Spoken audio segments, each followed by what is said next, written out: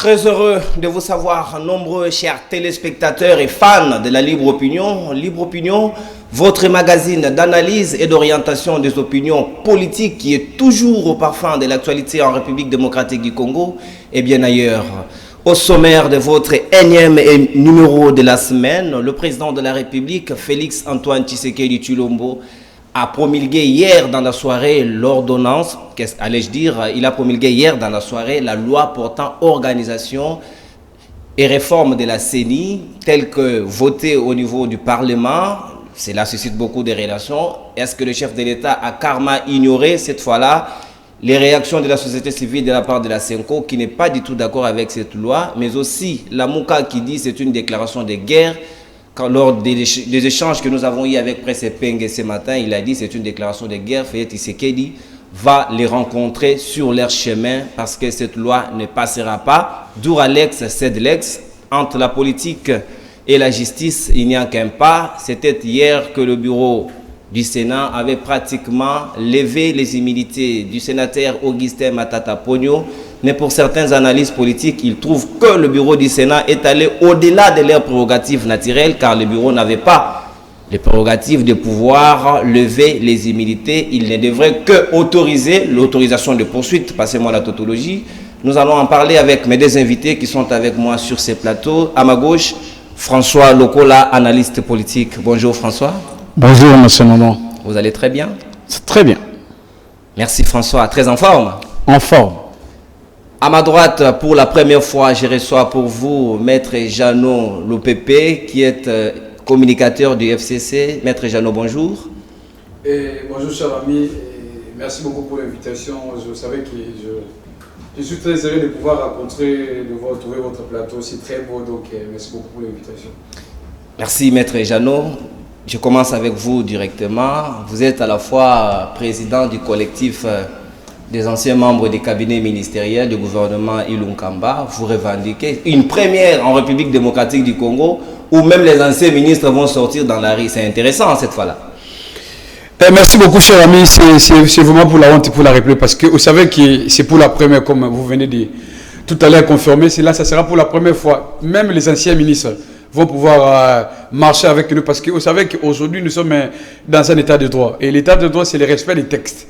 Vous voyez, donc hier nous avons déjà réuni, nous avons déjà tenu notre réunion avec tous les membres des anciens cabinets ministériels et nous avons fait notre déclaration par rapport à cela. Et nous avons même demandé au gouvernement, n'est-ce pas, nous avons accordé notre gouvernement de l'heure de 3 jours, donc du mardi jusqu'au vendredi, jusqu'à demain jeudi. Si le gouvernement ne paye pas notre indemnité de sortie, en tout cas, nous allons faire ce vendredi déjà le sit-in devant la primature de son excellence aussi le Premier ministre. Parce que nous estimons que non, c'est notre droit. Vous voyez, ici je suis avec notre effigie, peut-être le caméraman va pouvoir m'aider pour ça. Donc c'est un message pour nous. Qu'est-ce que vous avez dit? Nous avons dit ceci que non, voilà, Monsieur le Président de la République, la justice élève une nation. N'est-ce pas? Et la justice est que c'est l'œuvre de c'est ça notre message. N'est-ce pas? Aujourd'hui, le pilier d'un état de droit, c'est la justice. Et la justice, ce sont des textes. Alors, nous avons travaillé pour la République. Et la République doit nous payer notre argent. N'est-ce pas? Ce qui est encore grave, c'est quoi, mon cher ami? Vous savez que nous avons travaillé d'un premier gouvernement à l'issue de l'alternance politique. Donc, nous avons passé pratiquement 2 ans, n'est-ce pas, en train de servir le pays, en train de rendre nos services à la République. Et si nous avons arrêté, c'est parce que c'était indépendamment de notre volonté. N'est-ce pas? Nous étions là dans le cabinet ministériel. C'est pour servir le pays et non servir les individus. Donc, alors, compte tenu des réactions politiques et qu'il y a eu la rupture entre FCC et Cash, ça, c'est pas notre problème. Mais ce que nous réclamons ici, étant que des citoyens congolais, après avoir travaillé, n'est-ce pas, nous demandons au gouvernement congolais de payer nos indemnités. Parce que c'est une question de la honte. On ne peut pas placer ça sur la place publique. Est-ce que vous avez déjà épuisé toutes les voies de recours pour revendiquer? Parce qu'on ne peut pas aller manifester tant que vous n'avez pas pu demander aux autorités de pouvoir vous accorder ce que vous... Mon cher ami, je suis légaliste. Vous savez, lorsque nous sommes arrivés à ce stade, c'est parce que nous avons pris le temps, n'est-ce pas, de pouvoir même écrire. Moi, j'ai écrit au Premier ministre. Je réservé la copie au président de la République et les 2 ministres sectoriels. Le ministre des Finances et son collègue du budget. Nous avons écrit au nom du collectif n'est-ce pas, pour solliciter leurs interventions. Mais lorsqu'on nous dit, n'est-ce pas, parce que nous aurons appris que non, le Premier ministre aurait donné les instructions, et qu'il y a un ministre, le ministre des Finances, qui bloquerait le dossier. C'est à ce moment-là que nous se pose la question. Est-ce que réellement nous sommes en présence d'un gouvernement qui soit là pour servir le peuple congolais? Parce qu'aujourd'hui, on appelle ça quoi? C'est le gouvernement de Warion, n'est-ce pas? C'est le gouvernement du peuple. Et que le président de la République, son slogan c'est quoi de tous les jours? C'est quoi? C'est d'abord le peuple d'abord. Et nous, c'est le peuple congolais. Raison pour laquelle nous sommes décidés, n'est-ce pas, de mettre notre énergie ensemble, de pouvoir revendiquer nos droits. Parce qu'il ne s'agit pas là d'une faveur, ni un don. Parce que certains passent comme si, n'est-ce pas, que non, il s'agit d'une faveur, d'un don que nous voulons quand même avoir auprès du gouvernement. Ce n'est pas un don, c'est un droit, n'est-ce pas? Parce qu'aujourd'hui, nous sommes à la rue, nous sommes en train de réclamer dans les chaînes de télévision. Et demain, ça peut être leur tour aussi. N'est-ce pas? Parce qu'il n'y a pas un gouvernement éternel. Mais oui, c'est possible. Donc nous aussi, nous avons servi les pays et des conseils et des chargés d'études. Donc ils sont dans l'obligation de nous payer. Merci beaucoup, Jeannot. François Lokola, le gouvernement a beaucoup de priorités. Il n'y a pas que des indemnités de sortie ou encore des frais d'installation des ministres sortants. On ne peut que prioriser ce qui est prioritaire. Merci beaucoup, M. Nonon. Je partage la douleur avec Maître l'OPP. Comme vous savez, la loi n'en met pas cette question des indemnités de sortie. Ça ne commence pas aujourd'hui. Il est prévu que lorsque vous sortez d'un service et que vous avez presté pendant plus de 6 mois, et lorsque vous sortez, que le gouvernement puisse vous donner votre salaire fois 6 mois. Donc, il s'agit là de l'application de la loi. Et lorsque nous savons très bien que le slogan principal, comme Maître l'OPP l'a rappelé tout à l'heure, excusez-moi, que le slogan du chef de l'État, le slogan phare, c'est l'État de droit. Ça veut dire le respect de texte. Si, au regard de tout ce qui est comme priorité, je ne dis pas que la République n'a pas d'autres priorités, mais aussi, leurs revendications constituent aussi l'une des priorités que le gouvernement peut travailler pour qu'ils puissent quand même entrer dans leurs droits. Seul le peuple, il fait partie de la population congolaise. Il n'y a pas que des membres de cabinets ministériels. Il y a plusieurs agents ici de l'OCPT, de l'OSRT qui ont des arriérés. Jusque-là, ça fait partie de la dette intérieure de la République. Pourquoi prioriser les gens qui ont travaillé dans le confort? Écoutez, pourquoi? Ça serait une première pour le président de la République. Ça, c'est mon avis. Ça serait une première pour le président actuel de la République. Que les gens qui ont travaillé, parce que lorsque le ministre sont nommés, les ministres ne travaillent pas seuls. Les ministres ont leurs équipes avec lesquelles ils travaillent. Et vous savez très bien qu'il y a eu une année et demie que le président de la République, Félix-Antoine Tshisekedi Tshilombo, a travaillé avec le gouvernement issu d'une coalition dont lui-même avait accepté au début. Donc, ça serait quand même une première, et je ne suis pas très content si ces membres de cabinet ne sont pas indemnisés, et ça serait vraiment une occasion ratée pour le président de la République. Ce n'était qu'une entrée en la matière, François Lokala. Vous avez des noms compliqués. Je suis François Lokola Omanjadi. Ah, je ne sais même pas prononcer ces prénoms-là, des post-noms très compliqués. Je reviens à la thématique du jour. Le président de la République a promulgué la loi organique portant organisation et réforme de la CENI hier, alors que cette fois-là, Maître Jeannot, l'opposition, ça ne passe pas cette loi parce que la CENI n'est pas du tout dépolitisée selon eux. Vous partagez cet avis ou bien vous êtes d'accord avec le président de la République? La loi est dure, mais c'est la loi. Merci beaucoup, cher ami. Je voudrais juste, dans mon temps... Vous avez 3 minutes, j'irai dans votre temps. Peut-être raconter ce que notre ami a dit tout à l'heure ici. Vous savez ce qu'il a dit, il a raison de dire ça. Donc, si vous lisez le décret portant sur l'organisation et le fonctionnement des cabinets ministériels, dans son article 9, alinéa 5, la loi dit, c'est clair, que à la fin des prestations, les membres du cabinet ont droit à une indemnité de sortie équivalente de 6 mois de leur salaire. Et que, pour rappeler peut-être à nos téléspectateurs, vous savez que Matata Pognon, lors de son passage à Diplomatie, Matata Pognon a payé quand même les indemnités de sortie Après Matata Tampo, il y avait le premier ministre Sami Badibanga. Lui aussi, il a pressé pendant 3 mois seulement. Mais en vertu de la loi, il a payé ses collaborateurs. N'est-ce pas? Monsieur Bruno Tibala, lui aussi également, il avait payé. N'est-ce pas? Donc, aujourd'hui, le Premier ministre actuel, il n'a pas intérêt de pouvoir bloquer cela. Et ni même le ministre des Finances. Parce qu'il s'agit là d'un droit. N'est-ce pas? Nous le savons que la République a beaucoup de priorités sur le dernier temps. N'est-ce pas? Parce que vous pouvez peut-être invoquer les cas de Covid. Il y a l'état des sièges à l'Est, il y a beaucoup de priorités. Mais oui, écoutez, nous on se refait par rapport à quoi? Par rapport avec le ministre des Finances. N'est-ce pas? Nous suivons l'actualité chaque jour. Il y a des dépassements des assignations au sein des régies financières. N'est-ce pas? Allez-y, allez au niveau de la Banque centrale. Les trésors ne manquent pas les moyens. N'est-ce pas? Donc aujourd'hui, la question des priorités. Nous aussi, en tant que peuple, en tant que population, nous sommes aussi des priorités. Donc aujourd'hui, il n'y a pas une raison pour se justifier que voilà, la République n'a pas de moyens. Le pays a des moyens et le pays a l'obligation de nous payer. Parce que ce sera la honte pour le président de la République, non? Comment ces gens-là que vous avez travaillé ensemble, ils se mettent, ils sont dans la rue pour revendiquer. C'est la honte. Or, ce sont des questions, ça se règle au niveau des cabinets ministériels.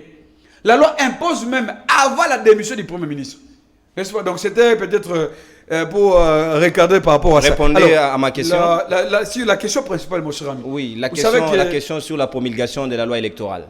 Sur cette question-là, j'aimerais bien donner mon avis personnel. Allez-y. Parce que vous savez que personnellement, j'ai été touché. Parce que le président de la République, il a raté encore une fois de plus l'occasion, n'est-ce pas, de raconter encore de ce qui est encore dans l'histoire de notre pays. Pourquoi, mon cher ami? Le président de la République, lui, il vient de l'opposition. Ils ont fait pratiquement 37 ans à l'opposition. Donc, il nous sait quoi? Une fois arrivé au pouvoir, nous allons tout faire de sorte que nous soyons une CENI, n'est-ce pas? Comme la Bible, une CENI sainte. C'était ça même l'idéal. Mais regardez ce qui s'est passé, mon cher ami. Cette loi que tout le monde dénonce aujourd'hui, la loi passée au niveau de l'Assemblée nationale, on a renvoyé les textes au niveau du Sénat. Et le Sénat, c'est là où moi je condamne même dans notre plateau de télévision. J'ai condamné l'actuel président, M. Bati Lukwebo. Parce que Bati a raté aussi l'occasion, mon cher ami. Lorsqu'on envoie les textes pour sa seconde lecture au niveau de Chambre haute, il fallait que les sénateurs, n'est-ce pas, aident avec le bureau, puissent apporter les amendements. Comment expliquer un texte comme la loi électorale comme ça, passe au Sénat, mon cher ami, ni amendement, ni même toucher à virgule, il n'y a même pas virgule. Mais vous êtes sans ignorer que... Et cette loi-là, un député, il est aujourd'hui ministre des Affaires étrangères, comme Christophe Lutundula n'est pas n'importe qui. En termes de production de lois, quand il propose une loi, ça ne peut qu'être une loi costaud. Non, mais écoutez, Christophe Lutundula, aujourd'hui, il est le VP des Affaires étrangères. C'est qu'il a une expérience parlementaire. N'est-ce pas? Mais sa proposition, ce n'était pas correct. Parce qu'aujourd'hui, après l'adoption de l'Assemblée nationale, vous savez que l'autre là, il avait réagi. Le groupe de G7. Il y avait des réactions pour te dire qu'aujourd'hui, il y a un problème. Et moi, je me disais, le président de la République devrait se rattraper. Pourquoi? Parce que lorsqu'on envoie cette loi à la Cour constitutionnelle, et que la Cour constitutionnelle déclare que la loi est conforme, mon cher ami. Or, le président de la République, lui, était garant des institutions, du bon fonctionnement des institutions de notre pays. Il fallait faire quoi? Il fallait prendre cette loi-là, renvoyer ça à la seconde lecture au niveau du Parlement pour rencontrer, n'est-ce pas, les avis de tout le monde. Parce que la loi déjà pose problème. La SECO n'est pas d'accord. La Moukalel, Martin Fayulu, ils ne sont pas d'accord. Même d'autres acteurs de la société civile. Si demain, ces gens-là décident, n'est-ce pas, de marcher encore, est-ce que vous savez que vous savez des conséquences? Donc, raison pour laquelle le président de la République, si le président de la République a promis cette loi, c'est parce qu'il s'estime que non, la loi, il est de sa faveur. Raison pour laquelle il y a Maître Jadot, vous avez épuisé votre temps d'antenne. François Lokola, le président de la République n'est pas passé outre. Il a respecté la procédure normale d'une loi. La loi était à la Chambre basse. La loi est passée en seconde lecture au Sénat. La loi est allée même à la Cour constitutionnelle pour l'avis de conformité à la Constitution. Et puis par la suite, le président de la République promulgue. En quoi pêche-t-il? Merci beaucoup, M. Nonon. Je pense que la promulgation de la loi par le président de la République n'est qu'un acte juridique. C'est normal que le président, lorsque les deux chambres du Parlement ont fini l'examen d'une loi, qu'on puisse renvoyer à la présidence pour que cette loi soit promulguée. Mais moi, je fais un constat. Le constat selon lequel, à chaque fois dans ce pays, qu'une loi, on s'approche vers le scrutin, il y a toujours des contestations. Ce n'est pas la première fois que l'opposition conteste la loi électorale. Rappelez-vous de toutes les lois électorales qui ont été votées dans ce pays. Je ne pense pas qu'il y a une loi qui a eu le consensus de tout le monde. Donc ça, vous êtes d'accord, la loi est correcte? Non, ça veut dire que le président actuel, lorsqu'il n'était pas au pouvoir, il était dans l'opposition. Ça veut dire qu'il contestait aussi des lois électorales qui étaient votées à l'époque de l'ancien président Joseph Kabila. Il y a eu des amendements que lui aussi envoyait, notamment la dépolitisation de la CENI. Je pense qu'avec l'arrivée de Félix Tshisekedi au pouvoir, on va chaque fois assister à la moindre contestation lorsqu'une décision concernant les élections est prise. Malheureusement, pour moi, je constate qu'il n'y a pas assez de réformes qui ont été faites de ce que nous déplorions hier. Ça veut dire qu'on trouve de plus en plus les acteurs politiques à la CENI. Moi, personnellement, j'aurais voulu que, avant la promulgation de la loi, qu'il y ait un consensus. Qu'il y ait un consensus pour la mise en place du prochain bureau de la Commission électorale indépendante. Malheureusement, pour les opposants, ce consensus n'aura plus lieu, à moins que le président de la République fasse marche arrière. Mais pour l'instant, nous avons une loi qui est déjà promulguée. Maintenant, c'est que nous devons réfléchir maintenant cap vers les dirigeants de cette institution. Qui seront les dirigeants de la CENI demain? Qui devrons-nous voir à la tête de cette institution pour que nous puissions demain, ça veut dire en 2023, avoir des élections démocratiques. Crédibles et apaisées en même temps. S'il vous plaît? Des élections crédibles et apaisées, démocratiques, comme vous l'avez dit. Je pense que je me rappelle d'un professeur qui disait que les élections libres, démocratiques et apaisées, ce sont des mots qu'on retrouve seulement en Afrique. Partout, à travers le monde, les élections ont été toujours libres, mais en Afrique, on les moins démocratiques, ceci, cela. C'est pour montrer que les acteurs eux-mêmes ne se mettent pas d'accord sur l'organisation des élections. Donc, moi, j'aurais voulu, moi personnellement, avant la promulgation de cette loi, que le président de la République puisse quand même trouver un consensus. C'est dire, est-ce qu'avec la présence des acteurs politiques au bureau de la CENI, est-ce que ça ne va pas handicaper le travail transparent de cet organe? Moi, personnellement, je trouve que la loi a été promulguée. Bon, le vin est tiré, il faut en boire. Il faut le boire, exactement. C'est ce qu'a souhaité François Lokola. Maître Jeannot, François a pratiquement coupé l'herbe sous mon pied. Je voulais exactement vous relancer à cette question. La loi est aujourd'hui votée, nul n'est censé ignorer la loi s'applique. Maintenant, il ne faut pas aller vers, cette fois-là, les animateurs de la CENI. Il faut voir comment les confessions religieuses et la société civile vont devoir se mettre d'accord pour choisir de nouveaux animateurs de la CENI. Ce serait une bonne chose au lieu de vous attarder sur la loi qui est déjà promulguée. Non, mais c'est toujours très important de pouvoir rappeler. C'est très important. Parce que le but, c'est quoi? Moi, je me rappelle encore, lorsque nous étions encore à la coalition, n'est-ce pas? À l'époque, après la désignation de M. Ossa Malonda. Vous avez suivi des réactions, non? Vous savez comment les acteurs politiques, que nous étions ensemble dans la coalition, ils ont manipulé la population. Ils ont appelé la population de Marseille pour faire partir Ossa Malonda. N'est-ce pas, mon cher ami? Nous étions ici à Kinshasa. Et qu'aujourd'hui, il fallait corriger tout ça. Mais pourquoi ne pas corriger cela? Pourquoi faire coup de force? Pourquoi? Parce qu'aujourd'hui, donc la promulgation de la loi, c'est un passage en force. C'est un passage en force. Parce qu'en réalité, n'est-ce pas, il fallait écouter les autres. Parce que l'idée, c'est quoi? Nous invitons des problèmes après 2023. C'est ça. Parce qu'avec cette loi ici déjà, nous préparons déjà des contestations. Il y aura des problèmes, mon cher ami. Mais en Afrique, il n'y a pas des élections sans contestation. Écoutez, partout, il y a toujours des problèmes. Routine. il y a toujours des problèmes électoraux. Partout, même pas non seulement en Afrique, même aux États-Unis, vous avez vu récemment ce qui s'est passé avec Donald Trump. monsieur Donald Trump et Sochaladé là. Donc c'est presque partout dans le monde. Mais ce que nous voulons, c'est quoi? C'est de pouvoir faire quelque chose de manière sereine. Que nous, voilà, c'est pour notre pays. Mettons tout le monde ensemble. C'est très important. Parce que la question des animateurs que vous me posez, est-ce que vous savez que tout à l'heure ici, moi j'ai déjà lu un article. Je peux même citer le nom de l'article de comment il s'appelle, de notre journal, comment, votre confrère ici, Edimo Isouba. Il a écrit, il a dénoncé déjà. Déjà la désignation des animateurs de la CENI là. On cite le nom de Jean-Marc Kaboun. Qui aurait influencé déjà. Kaboun ne serait quand même pas président de la CENI.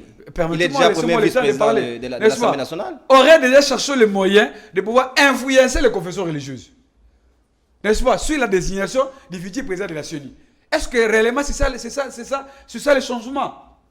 Parce que la réalité, c'est quoi? Aujourd'hui, après passage de force, maintenant, ils vont travailler, n'est-ce pas, pour avoir un président de leur obédience. Et pourtant, on avait déjà désigné un président de manière consensuelle à l'époque avec l'histoire de Rosa Malonda. Donc c'est par là qu'il faut déjà dénoncer. Tous ces manœuvres-là. Parce que les pouvoirs en place, ils cherchent quoi? C'est avoir déjà même mise. Après avoir gagné la loi, maintenant il faut avoir un président de la CENI qui sera de leur obédience, qui va respecter les mots d'ordre.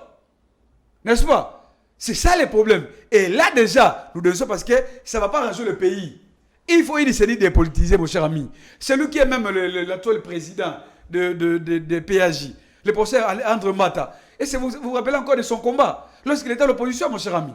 On ne peut pas accepter, n'est-ce pas, que moi, je viens dans un plateau, après avoir suivi monsieur, comment il s'appelle encore, Mozo, qui a demandé à ce député d'aller s'enregistrer, de prendre l'argent, n'est-ce pas, du côté congolais, d'aller défendre cette loi. Cette loi qui est, disons, conflictuelle, mon cher ami. Et que le président de la République, lui, était que garant. Il faut détenir des preuves de vos affirmations. Mais bon, il n'a pas voulu quand même jouer son rôle et que maintenant, le problème des animateurs, n'est-ce pas, il faut laisser, n'est-ce pas, des confessions religieuses pour se désigner la personne de leur choix. Il ne faut pas imposer. Parce que hier, vous avez reproché à FCC, on disait que non, voilà, Kabila a toujours donné ces gens-là. Kabila, c'est le président là, il est de Kabila. Mais cette fois-ci, nous ne voulons pas des influences. Laissez les confessions religieuses, n'est-ce pas, de respecter leurs règlements intérieurs et désigner la personne qui sera, disons, honnête. Des personnes honnêtes, ça c'est selon vous. François Lokola, hier on a reproché à Kabila d'avoir manigancé, d'avoir utilisé les confessions religieuses dans les choix, surtout influencé les choix des animateurs de la CENI. Aujourd'hui, Félix Tshisekedi arrive au pouvoir. Il est humain, il n'est pas aussi sain qu'on le pense. Quoi de plus normal si lui aussi cherche à avoir le contrôle à la CENI? C'est des bonnes guerres. Bon, je n'entre pas dans cette guerre qui semble être une guerre politique.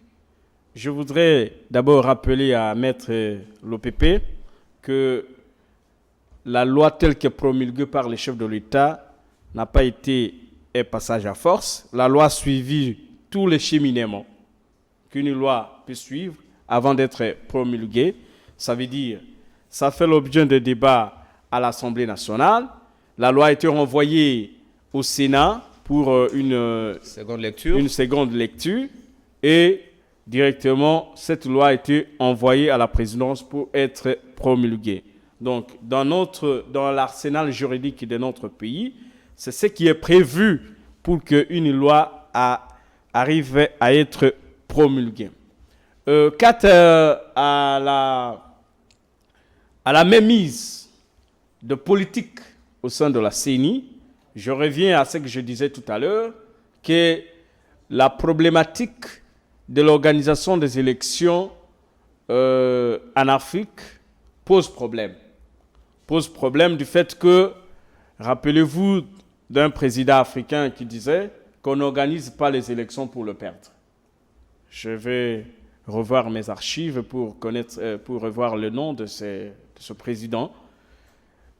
Moi, je ne dis pas que Kabila cherchait toujours à manipuler les confessions religieuses pour qu'il trouve le personne qu'il devrait mettre à la tête de la CENI afin qu'il revienne au pouvoir. Je dirais seulement que les confessions religieuses entre elles, est-ce qu'il y a un consensus? Est-ce que les confessions religieuses congolaises s'attendre entre elles. Ça, on doit le reconnaître, ils sont très divisés. Il y a une division totale. Moi, ce que je peux dire, cette fois-ci, notre cher religieux, on met à votre disposition la loi. Vous avez un poste important. C'est le président de la CENI qui organise les élections. Celui qui a la main mise sur la répartition de travaux au sein de la CENI. Je vous demande de vous mettre d'accord autour de seul homme. Même si on vous a envoyé des listes pour dire que c'est telle personne qui doit être à la tête, si vous pouvez vraiment regarder vos Bibles pour dire cette personne ne mérite pas, nous tous, nous devons nous mettre d'accord autour d'un personnage qui a un critère important pour organiser les élections. Méfiez-vous des attaques politiques. Méfiez-vous des attaques politiques. Si la politique pouvait nous diviser, cette fois-là, la justice qui élève une nation devrait normalement nous réunir tous. Le sénateur Augustin Matata Ponyo Mapon a été livré, s'il faut le dire comme ça, les termes ne viennent pas de moi, c'est selon certains analystes qui disent qu'il a été livré cette fois-là à la justice. Le procureur près la Cour constitutionnelle avait sollicité au travers un réquisitoire plutôt, au bureau du Sénat pour solliciter cette fois-là l'autorisation de poursuites, mais aussi la levée des immunités parlementaires du sénateur, chose qui a été faite, mais la classe politique se divise. Certaines même disent que ça c'est la chasse aux sorcières, qu'est-ce qui ne va pas, Matata Ponyo n'a pas de cadavres au placard, c'est Félix Tshisekedi qui est derrière, il cherche la tête de Matata. Maître Jeannot, est-ce que vous, personnellement, vous ne voyez pas que l'état de droit est en marche? Matata, s'il avait mal géré les fonds publics quant à l'affaire de l'indemnisation des victimes de la zaïrianisation, quoi de plus normal qu'on puisse l'entendre devant le bar, enfin qu'il puisse expliquer. S'il a raison, il sera acquitté. S'il a tort, alors il sera déféré au CPRK. Non, mais merci beaucoup, cher ami. Je dois profiter pour quand même glisser un mot là, ce que notre ami vient de dire tout à l'heure. Vous avez 3 minutes. Vous savez que ce que vous avez dit là, l'adage là de notre président africain là, aujourd'hui c'est complètement renversé. Dans notre pays ici, Kabila a organisé les élections, mais son dauphin échoué. N'est-ce pas? Vous reconnaissez quand même que Kabila a organisé les élections et que son dauphin a échoué. Kabila a organisé les élections avec les propres moyens de notre pays. N'est-ce pas? Et son dauphin a échoué. Il a accepté. Mais c'est parce que vous êtes du LFCC. Vous jetez de fleurs à Kabila. Mon cher ami, non. Maître Mopé, c'est son dauphin qui a échoué. S'il vous plaît. À chaque fois que Kabila organisait les élections, il gagnait. J'ai dit, c'est lui qui est au pouvoir. Le président africain avait dit, c'est lui qui est au pouvoir. Ici, Kabila a organisé les élections. C'est son dauphin qui avait échoué et non la personne de Kabila. Si jamais il se présentait au pouvoir, je doute fort que Kabila échoue. Donc, il faut faire la distinction, merci, il faut François, faire des différences. C'est la personne, c'est le délégué qui a échoué et non la personne de Kabila. L'élégance au débat, vous n'avez pas la parole, sollicitez la parole, on va vous l'accorder. Maître Jeannot, je reviens à vous. J'espère que l'ami a compris. Vous voyez ce que je suis en train de dire. Donc, c'était très important de reconnaître ça. Notre esprit démocratique. François, il fait encore allusion, il dit que non, voilà, cette loi de la CENI a respecté le cheminement juridique. Oui, je suis d'accord. C'est des choses que nous maîtrisons déjà. Mais le problème, c'est quoi? Il fallait que le président de la République, lui était que le garant des institutions, n'est-ce pas? Il devait jouer un rôle très important. Il ne pouvait pas se limiter, se contenter. Ce que les députés ont fait comme travail, ou les sénateurs. Parce qu'au niveau du Sénat, il n'y a aucun amendement. Donc les sénateurs, ils n'ont voté absolument rien du tout, zéro. N'est-ce pas? Ils ne pouvaient pas à ce niveau-là. Parce que le souci, c'est quoi? C'est avoir une union, n'est-ce pas? Qu'on s'assoit, tout le monde est d'accord. Comme ça, nous partons aux élections avec un esprit en disant que nous, voilà, nous sommes sûrs de nous-mêmes. Nous ne pouvons pas aller dans une élection où il y a déjà une partie qui conteste déjà par rapport à cette loi-là. C'est très important. Parce que si vous lisez même la moche de la proposition de la loi qui s'appelle le tournoi là. Oh, c'était pas même aujourd'hui. L'esprit de cette modification-là, ce n'est plus le même aujourd'hui. Revenez à ma question. C'est très important. Pratiquement 2 minutes. Alors, la question de Matata Ponyo, mon cher ami, je l'ai déjà dit ça même tout à l'heure dans notre plateau. Est-ce que vous savez qu'aujourd'hui, les régimes en place montrent déjà le humain, montrent son comportement.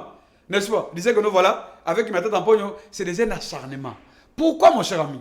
Regardez les réquisitoires du procureur général. Moi, je lis ça.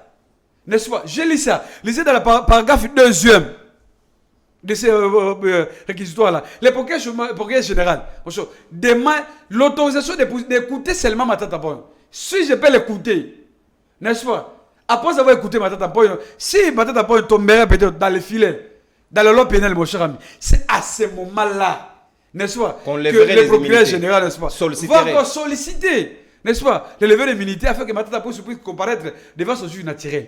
Parce que moi j'ai besoin de la justice. Mais ce qui s'est passé au Sénat, c'est un coup d'État. Parce que Bahati Lukwebo a accompli sa mission. C'était une mission pour Bahati Lukwebo. Mais non, mais les mêmes Bahati qu'on a dit hier à protéger Matata Pogno lors de la plénière, 49 ont voté pour et 46 ont voté contre. C'était pratiquement mais là, c'était démocratique. Les mêmes Bahati qui a protégé aujourd'hui. Mon cher ami, Bahati devient mon cher ami, nous sommes vous et moi qui vous êtes journaliste. N'est-ce pas? Vous êtes les mieux informés que moi. Lorsque le président de la République, le 5 mai, avait rencontré et avait invité tous les sénateurs de l'Union sacrée, son message c'était quoi? Et nous sommes allés à la plénière. La plénière a compris que non, voilà, il ne pouvait pas donner Matata Pogno sur base d'une procédure biaisée. C'est comme ça que les sénateurs ont tranché, c'était pas les îles. C'était pas avec le cas de Bahati ici. Là, c'était de manière démocratique. Mais regardez ce qui s'est passé. Le procureur général demande seulement, n'est-ce pas, l'autorisation, et Bahati dépasse même cette l'autorisation-là. Pour Bahati Lukwebo, c'est quoi? Parce qu'après avoir échoué, n'est-ce pas, de donner Matata Pogno avec le dossier Bukangalozo, il était obligé de se rattraper. Parce qu'après le vote des sénateurs, vous avez suivi ce qui s'est passé comme réaction, surtout avec les partis présidentiels ici. Tous les hauts cadres, ils ont réagi. Y compris le président de la République, lors de la conférence, de sa conférence à Goma. Vous avez suivi sa réaction sur ce dossier-là. Pour vous dire que non, politiquement, Bahati avait des problèmes. Il avait des problèmes que non, il était obligé, n'est-ce pas, de tout faire, de donner Matata Pogno. Et qu'aujourd'hui, l'opinion publique est retiendra que non, aujourd'hui Matata Pogno, c'est comme si Matata Pogno fait peur. Et pourtant Matata Pogno ne fait pas peur. Pourquoi démontrer l'opinion que non, on veut seulement de lui? Parce que cette question-là peut être pour citer mon cher ami. Et vous vous souvenez, moi je lis encore, il y a une lettre là de direction générale de dette publique. Les syndicats, le groupe des syndicats, ils ont écrit, n'est-ce pas, ils ont écrit au procureur général pour répondre que non, les effets que vous cherchez, Matata Pogno, ces effets-là ont été déjà payés. Nous avons déjà, nous étant que soutien étatique de l'État, nous avons déjà payé ces gens-là. Si vous avez des doutes, vous pouvez demander, même les ambassadeurs qui sont ici à Kinshasa, peuvent témoigner, parce qu'ils étaient là comme des témoins, mon cher ami. Et qu'on ne comprend pas pourquoi tout ça, mon cher ami. N'est-ce pas? L'état des droits, c'est l'égalité de tous. Et pourtant, il y a plusieurs faits.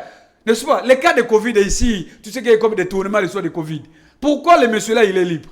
N'est-ce pas? Le dossier de... Merci, Maître Jeannot. Vous avez épuisé votre temps d'antenne. Vous avez épuisé votre temps d'antenne. Il y a aussi peut-être les derniers. Le monsieur-là, même si on l'a limogé, l'ancien coordonnateur, n'est-ce pas, de l'agence de la lutte contre la corruption. Merci beaucoup. François Lokola, je reviens à vous. La justice à double vitesse. La justice n'est pas à double vitesse. Nous sommes de plein pied et de plein fouet dans l'état de droit. Je ne vois pas si la justice fait bien son travail. On ne pouvait que tous soutenir parce que la justice élève une nation. Matata Pogno, si il a réellement détourné les fonds, la justice va mettre la main sur lui. Mais s'il n'a pas détourné, il sera acquitté. Pourquoi les gens s'agitent? Merci, M. Nonon.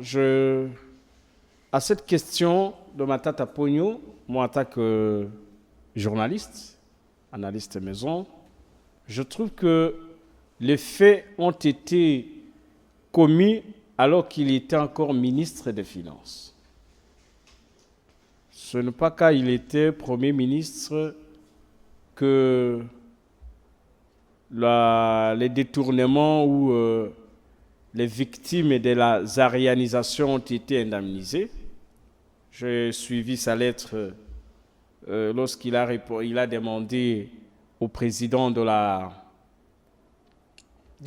du Sénat pour dire que non, vous pouvez me permettre d'avoir 10 jours pour que je vienne répondre. Les 4, il a répondu. Voilà.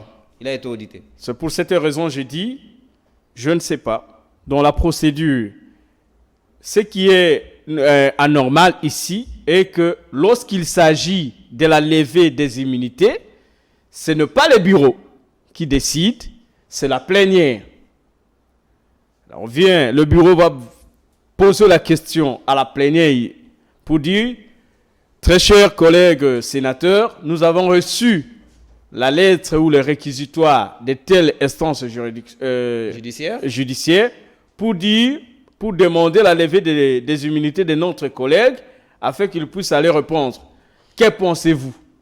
Ça, c'est la question que le bureau pose à la plénière. Et c'est à la plénière de pouvoir décider.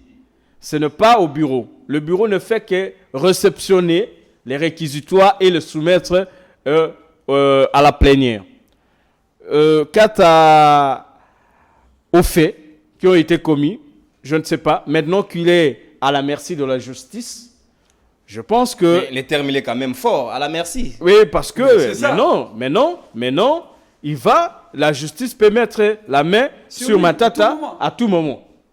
Ça veut dire qu'il n'est plus, pour l'instant, il a pris sa veste de sénateur et a déposé. Matata est devenu le citoyen ordinaire comme vous et moi. Heureusement, nous avons aussi nos immunités en tant que journalistes. Ouais. Donc, nous disons que Matata Ponyo peut répondre si, après examen du dossier, on trouve qu'il y a des choses obscures à lui reprocher. Bon, notamment, il doit être auditionné de manière à ce qu'il puisse quand même donner des éclaircissements sur le fait qu'il serait reproché, si jamais on trouverait des dossiers noirs. Mais si on trouve que Matata, après avoir défendu, parce que au regard des réactions de la Direction générale de la dette publique, il semblerait que ces dossiers ont été payés et que Matata n'avait rien à voir avec ces dossiers. Excusez, cher ami, il semblerait, il ne faut pas mettre au conditionnel. La lettre est claire que non, les gens là, les victimes, ont été bel et bien payés. C'est la justice qui va pouvoir confirmer que, au regard de l'esprit de la lettre, après avoir fait toutes les recherches nécessaires, ce dossier a été épuisé. On a payé ces victimes. Mais, moi, la question que je me pose, si la justice arrivait à confirmer que Matata n'est pour rien, alors je me poserais la question sur la crédibilité des gens qui ont fait des recherches. Les gens qui ont fait des recherches et ont trouvé qu'il y a des dossiers noirs sur Matata Ponyo concernant cette là, question. Vous faites allusion à l'IGF. Bon, si c'est l'IGF qui a mis à la disposition de la justice cette question, et qu'après avoir attendu Matata Ponyo, et qu'on trouve qu'il y a il n'y a rien, le dossier est vide, je pense que ça serait mieux que nos inspecteurs puissent revoir leur stratégie de recherche des dossiers. Si jamais, mais si on trouve qu'il y a bel et bien Matata Ponyo a détourné cet argent pour en faire d'autres projets, ou bien pour en utiliser personnellement, je pense que il a droit à répondre devant la justice. Maître Jeannot, vous allez également rebondir sur ce dossier de Matata Ponyo. Je trouve que la justice ne fait que son travail. Non, mais merci beaucoup, cher ami. Oui, la justice fait que son travail. Ce n'est pas aujourd'hui. C'est chaque jour que la justice est là. Mais pourquoi ça dérange aujourd'hui? Les institutions. Les problèmes, c'est quoi? Les problèmes, moi personnellement, je ne suis pas dérangé. Ce sont les effets. Parce que nous analysons les effets. D'où vient venir le dossier là de cette histoire des victimes des agressions, mon cher ami? C'est après l'échec du dossier Boukangalonzo. C'est après l'échec au niveau du Sénat. Est-ce que le dossier Boukangalonzo avait abouti à un échec ou simplement les sénateurs, on a même déploré qu'il y a eu la corruption, il y a eu des pots de vin qui a circulé. Qu'est-ce qui s'est passé exactement? Est-ce que les sénateurs ont refusé de livrer un de leurs ou réellement on a vérifié dans ce dossier de Boukangalonzo que Matata a été clean? Non mais mon cher ami, il faut d'abord préciser, il n'y avait pas de pots de vin. Moi je suis avocat, je ne peux pas vivre les choses que je n'ai pas encore vu ça. Ça ne se passe pas comme ça. N'est-ce pas? Si les sénateurs ils ont fait bloc à l'époque, c'est parce que la procédure a été biaisée. C'est à ce niveau-là. Et on avait même demandé au procureur général de chercher d'autres procédures. Là, c'était clair. Mais regardez, même pas des mots, mon cher ami. Le même procureur général, il y revient encore. On se pose la question. Mais finalement, qui a besoin de la tête de Matata Ponyo? Qui a besoin de sa tête? Parce que la réalité, c'est quoi? Le régime en place, c'est comme ici, Matata Ponyo dérange déjà le régime actuel. Parce que c'est ça la réalité. On ne peut pas accepter ça que non. Bientôt, là, déjà, des ennemis que le pouvoir est là. N'est-ce pas? Pourquoi c'est maintenant ce moment ici?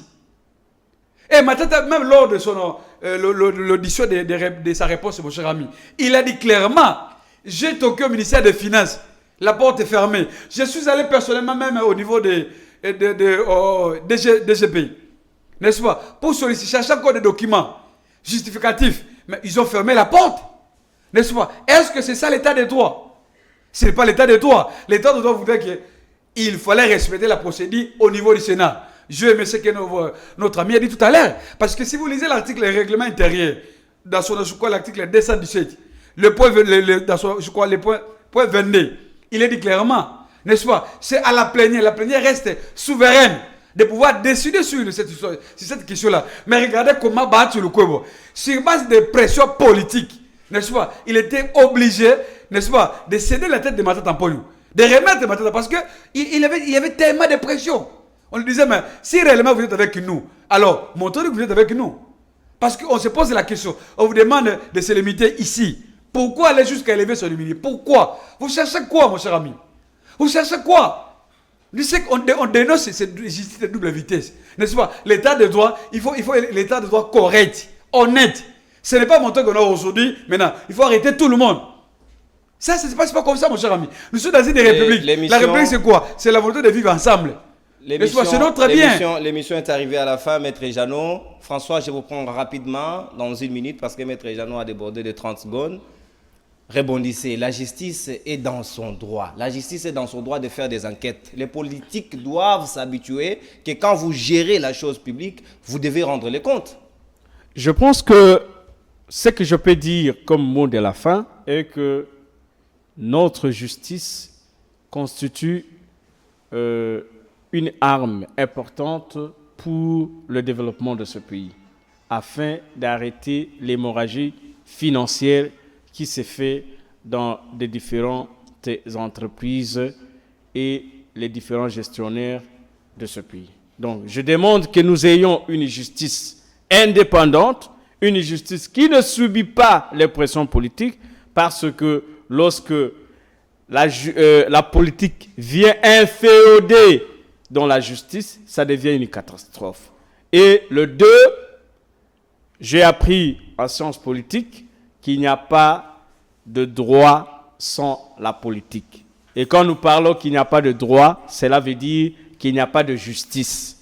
Donc, nous ne pouvons pas avoir la justice sans la politique et nous ne pouvons pas avoir la politique sans la justice. Mais les deux pouvoirs doivent se séparer pour que nous ayons un état de droit réellement tel que voulu par le président de la République. Voilà. François Lokola, merci pour votre participation. Merci beaucoup. Maître Jeannot, c'était pour vous une première fois de participer à la Libre Opinion, une émission que vous avez certainement appréciée.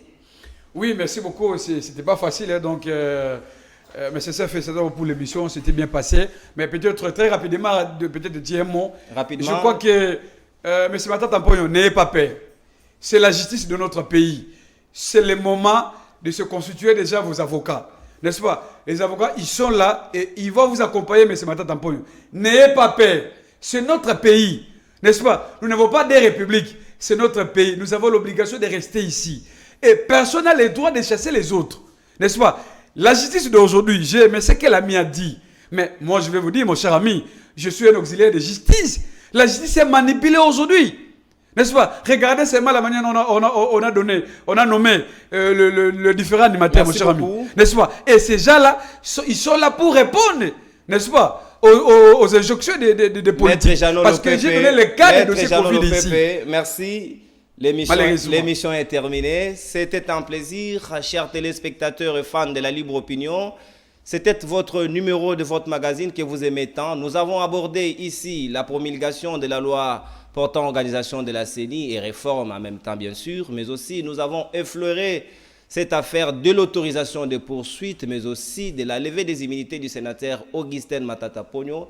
Vous avez certes apprécié et aimé les analyses de François Lokola et de Maître Jeannot Lopepe qui ont partagé avec moi ces plateaux. J'ai dit grand merci à toute la grande équipe technique qui a été derrière pour la réalisation de cette émission, de Maître Merveille Vangou qui a été à la réalisation, Eder et Glody. En même temps, je salue aussi Joël Mouka et André Lanzolamesso. À vous tous, merci et bonne suite des programmes sur votre chaîne. Au revoir.